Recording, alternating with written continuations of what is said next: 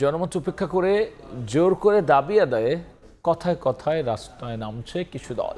বৃহত্তর দল মার্চে নামলে সংঘর্ষের আশঙ্কা রয়েছে বলে সতর্ক করলেন বিএনপি স্থায়ী কমিটির সদস্য আমির খসরু মাহমুদ চৌধুরী। এদিকে জামাতের সংলাপের আহ্বানে বিএনপির সাড়া দেয়নি বলে জানিয়ে দলটির সহকারী সেক্রেটারি জেনারেল হামিদুর রহমান আজাদ বলেছেন, ফ্যাসিবাদী সংস্কৃতি থেকে উত্তরণ ঘটেনি।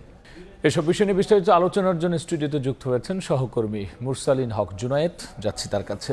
মুরসালিন, আমরা দুইটি রিপোর্ট দেখলাম এবং সেখানে দেখলাম যে পক্ষে বিপক্ষে নিজেদের অবস্থান ব্যক্ত করছে রাজনৈতিক দল এবং সরকারের পক্ষ থেকেও প্রেস সচিব কথা বলেছেন। সেক্ষেত্রে আমরা যদি বিএনপির কথায় আসি, বিএনপি দেখলাম কয়েকটি দল এবং সরকারেরও তারা সমালোচনা করেছেন। বিএনপির পক্ষ থেকে আসলে কি বলা হচ্ছে? রাব্বি, আপনাকে ধন্যবাদ। আমরা দুটো প্রতিবেদন দেখলাম এবং প্রথম প্রতিবেদনটি ছিল বিএনপির ভারপ্রাপ্ত চেয়ারম্যান তারেক রহমান আজ একটি অনুষ্ঠানে যোগ দিয়েছিলেন, যেটি একটি ভিন্ন সম্প্রদায় অর্থাৎ মতুয়া বহুজন সমাজ, এই তাদের একটি হিন্দু প্রতিনিধি সম্মেলন ছিল, সেখানে তিনি যোগ দিয়েছিলেন এবং সেখানে বেশ লম্বা সময় পরেই কিন্তু তিনি আসলে সরকারের কঠোর সমালোচনার দিকে গিয়েছেন। পাশাপাশি রাজনৈতিক দলের ভূমিকা নিয়েও তিনি কথা বলেছেন। আমরা একটু চুম্বক অংশগুলোর দিকে একটু তাকাতে চাই রাব্বি। আমরা যেই বিষয়টি সংবাদে এখন পর্যন্ত দেখলাম, প্রথম বিষয়টি জনাব তারেক রহমান যেটি বলেছেন যে কারো দলীয় স্বার্থ বাস্তবায়ন অন্তর্বর্তী সরকারের কাজ নয়। এটি মূলত তিনি যেটি বুঝাতে চেয়েছেন যে এখন পর্যন্ত নির্বাচন, গণভোট, জুলাই জাতীয় সনদ, জাতীয় ঐক্যমত্য নিয়ে সার্বিকভাবে গেল 15 মাসে যা কিছু হয়েছে বিএনপির অবস্থান ছিল সরকারকে সহযোগিতামূলক। তিনি এই ধরনের কথাই জানিয়েছেন এবং সেই সহযোগিতার প্রেক্ষিতে এখন পর্যন্ত তারেক রহমান যেটি বলেছেন, বিএনপি অন্তর্বর্তী সরকারকে কোনো ধরনের চাপের মুখে ফেলেনি, বরং যেটুকুই ঐক্যমত্য হয়েছে সেখানে কিছু নোট অফ ডিসেন্ট দিয়েছে, যেটি তারেক রহমানের দৃষ্টিতে এটি সবচেয়ে ডিসেন্ট রাস্তা তিনি বলছেন। পাশাপাশি যে বিষয়টি বলছেন যে ফ্যাসিবাদী সময়ের গুপ্ত শক্তির কৌশল ব্যবহার হচ্ছে, এই বক্তব্যের মধ্য দিয়ে তারেক রহমান যে বিষয়টি জানানোর বার্তা দেওয়ার চেষ্টা করেছেন, যেভাবে গুপ্ত শক্তিগুলো ফ্যাসিবাদী সময়ে লুকিয়ে থেকেছিল ঠিক একইভাবে সেই গুপ্ত শক্তিগুলোর কৌশল ব্যবহার করে গণতন্ত্র উত্তরণের যে পথ সেটি আসলে বাধাগ্রস্ত করার চেষ্টা করা হচ্ছে, সেই দিকটিকে তিনি দৃষ্টি আকর্ষণ করেছেন। সেটা অন্তর্বর্তী সরকারকে এবং রাজনৈতিক দল যারা রয়েছে ফ্যাসিবাদ বিরোধী আন্দোলনে যারা ছিল তাদেরকে সজাগ থাকার তিনি আহ্বান জানিয়েছেন। পাশাপাশি সুযোগ নষ্ট করছে ফ্যাসিবাদ বিরোধী আন্দোলনের কেউ কেউ। এই সুযোগ বলতে তিনি ওই গণতন্ত্র এবং নির্বাচনের মাধ্যমে যে রাজনৈতিক স্থিতিশীলতা, রাষ্ট্রের যে স্থিতিশীলতা আনার যে সুযোগটি তৈরি হয়েছে, সেটি ফ্যাসিবাদ বিরোধী আন্দোলনের যারা ছিলেন তাদেরই কেউ কেউ আসলে সুযোগটি নষ্ট করছেন, এটিকে তিনি উল্লেখ করেছেন। আলাদা একটি অনুষ্ঠানে বিএনপি স্থায়ী কমিটির সদস্য সালাউদ্দিন আহমেদ তিনি বলেছেন, আলোচনায় প্রস্তুত তার দল, তবে রেফারির ভূমিকায় কোনো দল নয়। এই রেফারির যেই ভূমিকা, এই বিষয়টি নিয়ে সালাউদ্দিন আহমদ তিনি কিন্তু যে দেখা গেছে যে জুলাই জাতীয় সনদের সুপারিশমালা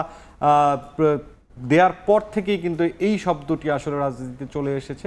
কেননা একটা রাজনৈতিক দল বারবার তারা উল্লেখ করছেন যে সমঝোতার জায়গায় যেতে চায়, মধ্যস্থতা করার চেষ্টা করছে, কিন্তু বিএনপি চাচ্ছে অন্তর্বর্তীকালীন সরকারের দায়িত্ব। অন্য দলগুলো কি বলছে সেই বিষয়ে আরও একটি প্রতিবেদন যেটি আমাদের ছিল, এখন যেহেতু নির্বাচন ফেব্রুয়ারিতে এখন পর্যন্ত অন্তর্বর্তী সরকার ঘোষণা দিয়েছেন, সেই প্রেক্ষিতে রাজনৈতিক দলগুলোর মধ্যে কিন্তু বেশ কথার লড়াইয়ের মধ্যেই চলেছে।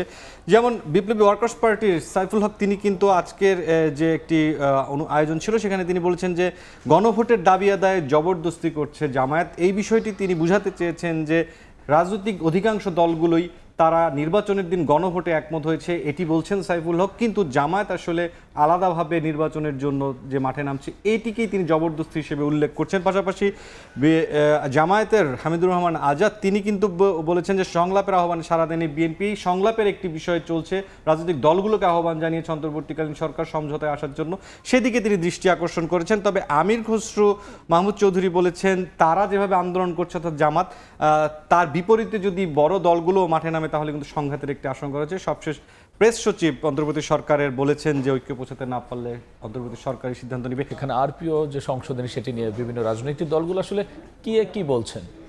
রাবি, মূলত গণপ্রতিনিধিত্ব আদেশ বা আরপিওর এই যে বিষয়টি ছিল, জোট হলে প্রতীকের যে ভোটের বিষয়টি রয়েছে, জোটের প্রতীকে ভোট, এই বিষয়টির যে চুম্বক অংশগুলো সেখানে একবার আমরা খুব সংক্ষেপে দৃষ্টি দিতে চাই। সেখানে যেটি বলা হয়েছে যে এই আরপিওর কিছু ধারা সংশোধনী নিয়ে ক্ষুব্ধতা আছে, আলোচনা ছাড়া বিধান বাতিলের অভিযোগ আছে এবং এই যে ধারাটি ফেরাতে ইসিতে আবেদন করা হয়েছে, পক্ষে অবস্থান আছে বিএনপির, বিপক্ষে জামায়াত এবং এনসিপির। আমি মূলত একটু ভিন্ন দিকে যদি আপনার দৃষ্টি আকর্ষণ করি, প্রতীক ইস্যুতে কিন্তু এনসিপি এক সময় বেশ লম্বা সময় ধরেই নির্বাচন কমিশনকে স্বৈরাচারী ভূমিকার কথা বারবার তারা বলে আসছিল এবং তারা প্রতিবাদ জানিয়ে আসছিল এবং যত দিন যাচ্ছে আসলে নির্বাচন যত এগিয়ে আসছে ততই কিন্তু অন্যান্য রাজনৈতিক দলেরও নির্বাচন কমিশনের বিরুদ্ধে বেশ ক্ষুব্ধতা দেখা যাচ্ছে। তবে এই যে জোটের প্রতীকে যে ভোট, এই সুযোগটি মূলত রাজনৈতিক দলগুলো যারা বৃহৎ রাজনৈতিক দল, জনগণের কাছে পরিচিতির পরিমাণ যাদের বেশি, তাদের প্রতীকটি অনেক বেশি পরিচিত, সেই ক্ষেত্রে আসলে রাজনৈতিক কৌশল, নির্বাচনী কৌশল, জয়ের কৌশল হিসেবে এই যে জোটের প্রতীকে ভোট, এটিকে রাজনৈতিক দলগুলো বেশ লম্বা সময় ধরেই